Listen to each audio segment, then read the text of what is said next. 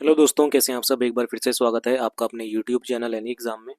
इस वीडियो में हम RRB ALP CBT 2 part B के लिए फिटर ट्रेड से पार्ट नंबर 5 को अटेम्प्ट करेंगे। इसमें फिटर ट्रेड के प्रीवियस ईयर क्वेश्चंस रहेंगे जो कि प्रीवियस ईयर पेपर्स में जो पूछे गए हैं। तो आज का जो पेपर होगा वो शिफ्ट 2 होगा, जो कि 21 जनवरी 2019 को हुआ था।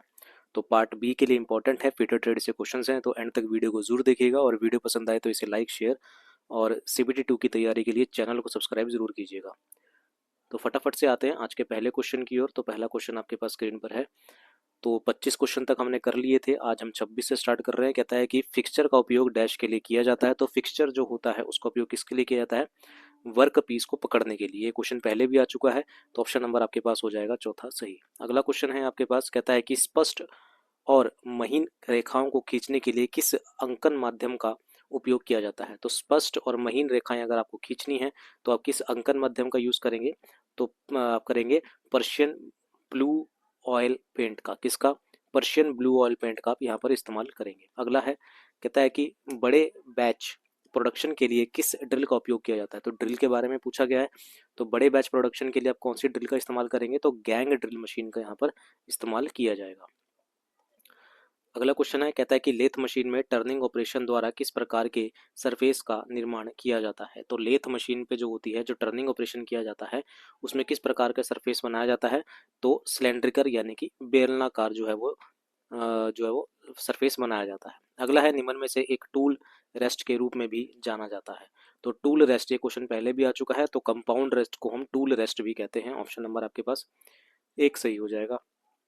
अगला क्वेश्चन इंग्लिश में है, कहता है कि the minimum measurement that can be correctly read with a vernier caliper is called. तो जो वर्नियर कैलिपर होता है उससे जो मिनिमम मेजरमेंट हम करेक्टली मेजर करते हैं उसे क्या कहते हैं? उसे हम लीस्ट काउंट कहते हैं। कितना क्या कहते हैं? उसे हम लीस्ट काउंट यहाँ पर कहा जाता है। अगला है हमारे पास, कहता है कि एक्मे थ्रेड का कोण क्या है? तो जो एक्मे थ्रेड होता है उसका कोण कितना होता है? 29 डिग्री होता है। ऑप्शन नंबर बी इसका सही है। अगला है, पुर्जों की तेजी से खींचने के लिए पुर्जों की तेजी से खींचने के लिए किस के लिए सॉरी खींचने के लिए नहीं, पुर्जों की तेजी से चेकिंग करने के लिए डायल फेस का क्या जोड़ा जाता है? डायल फेस को क्या जोड़ा जाता है? पुर्जों की तेजी से चेकिंग करने के लिए डायल फेस को क्या जोड़ा जाता है? तो टॉलरेंस पॉइंटर जो है वो जोड़ा जाता है। ऑप्शन नंबर आपके पास जो तीसरा सही हो जाएगा। अगला है, एक छैनिक ऊपरी हिस्से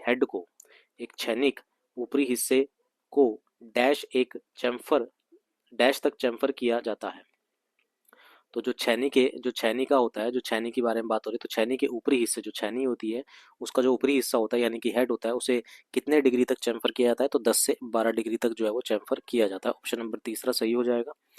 अगला क्वेश्चन है, कहता है कि छेद के आकार को बड़ा करने और इसकी सरफेस फिनिशिंग को बढ़ाने की प्रक्रिया को डैश के रूप में जाना जाता है। तो छेद के आकार को अगर आपको बड़ा करना है और इसकी सरफेस फिनिशिंग करनी है तो फिनिश को बढ़ाने की प्रक्रिया को डैश के रूप में जाना जाता है। तो बोरिंग के रूप में से जाना जाता है। बोरिंग करते हैं हम जमीन में। तो ऑप्शन नंबर आपके पास बी हो जाएगा। अगला है, कहता है कि वॉशर वाला षटकोणी यानी कि हेक्सागोनल नट कौन सा नट होता है? तो वॉशर वाला जो षटकोणी होता है, जिसके 8 ऐसे करके होती हैं, 8 सरफेस होते हैं, हेक्सागोनल होता है, उसका कौन सा नट होता है? वो आपके पास कौन सा होता है? आपके पास फ्लेट्स जो होता है नट होता है। ऑप्शन नंबर आपके पास चौथा सही हो जाएगा। अगला है, किस मास्टर हाइट गेज का उपयोग डैश मापने के लिए किया जाता है? तो किसी मास्टर गेज हाइट का उपयोग क्या मापने के लिए किया जाता है? जो मास्टर गेज हाइट होता है उसका उपयोग क्या मापने के लिए किया जाता है? तो कंसेंट्रिसिटी यानी कि केंद्रीकरण जो है वो मापने के लिए किया जाता है। अगला क्वेश्चन पूछा गया था, कहता है कि अपर लिमिट और लोअर लिमिट के बीच बीज गणितीय अंतर को डैश कहा जाता है। तो अपर लिमिट जो होती है और जो लोअर लिमिट होती है, इन दोनों के बीज गणितीय अंतर को क्या कहा जाता है? तो इसे टॉलरेंस कहा जाता है। ऑप्शन नंबर आपके पास बी सही हो जाएगा। अगला है हमारे पास, किसी ड्रिल बिट का पॉइंट एंगल डैश होता है। तो ड्रिल बिट होती है, आपने देखी होंगी ड्रिल बिट, उसका पॉइंट एंगल कितना होता है? 118 डिग्री होता है। अगला है, किसी मैट्रिक माइक्रोमीटर का न्यूनतम काउंट कितना है? तो मैट्रिक माइक्रोमीटर का जो न्यूनतम काउंट होता है वो 0.01 mm होता है। तो मैट्रिक माइक्रोमीटर जो होता है उसका न्यूनतम काउंट कितना होता है? 0.01 mm। अगला है, निम्न में से किस उपकरण का उपयोग कोणों को मापने के लिए नहीं किया जाता? किसका? ऑप्टिकल फ्लैट का। ऑप्टिकल फ्लैट का उपयोग कोणों को मापने के लिए नहीं किया जाता। अगला क्वेश्चन है, कहता है कि क्रैंक शाफ्ट में किस प्रकार की बेरिंग का उपयोग किया जाता है। जो क्रैंक शाफ्ट होती है उसमें जो बेरिंग यूज होती है वो किस प्रकार की होती है, वो प्लेन बेरिंग का इस्तेमाल यहाँ पर किया जाता है। ऑप्शन नंबर चौथा सही हो जाएगा। अगला है इस्पात की कठोरता में डैश वृद्धि होती है। इस्पात की कठोरता में कार्बन का प्रतिशत बढ़ाने से जो होती है वृद्धि होती है। इस्पात की कठोरता में कार्बन का प्रतिशत बढ़ाने से वृद्धि होती है।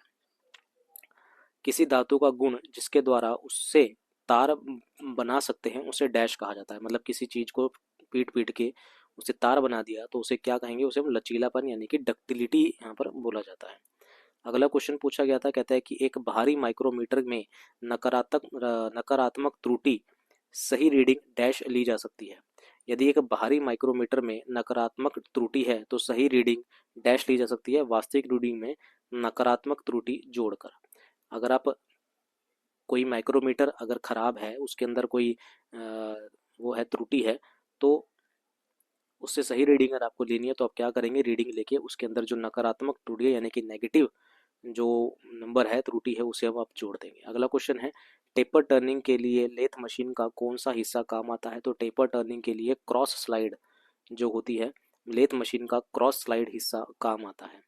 अगला है किस तरह का अनुरक्षण यानी कि मेंटेनेंस ज़्यादा प्रभावकारी होता है। तो प्रिवेंटिव अनुरक्षण, ये पहले क्वेश्चन रिपीट हो चुका है। तो प्रिवेंटिव जो मेंटेनेंस होती है, अनुरक्षण जो होता है वो ज़्यादा प्रभावकारी होता है। अगला है जीआई पाइप्स पर डैश का आवरण होता है। तो जिंक का आवरण होता है। तो जीआई जो पाइप्स होते हैं उन पर जिंक का आवरण होता है। अगला है किस प्रकार के नट को अंगूठे और उंगली से आसानी से घुमाया जा सकता है। तो किस प्रकार के नट को आप अंगूठे और उंगली से आसानी से घुमा सकते हैं। तो विंग नट को, विंग नट को आप अंगूठे और उंगली से आसानी से घुमा सकते हैं, जिसके ऊपर इस तरह से जो है वो तितली टाइप बना होता है, ऐसे उसे आप आसानी से घुमा सकते हैं। ठीक है। अगला क्वेश्चन है आपके पास आज की वीडियो का लास्ट क्वेश्चन, कहता है कि एक गोल छेद में टैप द्वारा थ्रेड काटने की प्रक्रिया को क्या कहा जाता है। तो इसे टेपिंग कहा जाता है।